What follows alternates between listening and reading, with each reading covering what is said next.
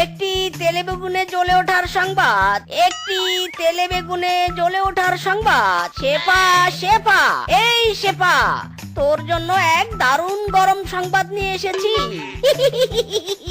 খুব তো বলেছিলি আমার কপালে নাকি 3 বাচ্চার মাও জুটবে না। এবার দেখে যা, তোর যে 100 গুণ বেশি সুন্দরী মেয়ে পটিয়েছি।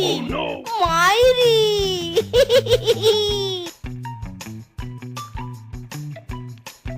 এই এক্স বয়ফ্রেন্ড, এই তুই আমার বাসার সামনে কি করছিস? হ্যাঁ, ঘোড়ার মতো তো চিৎকার করছিস কেন?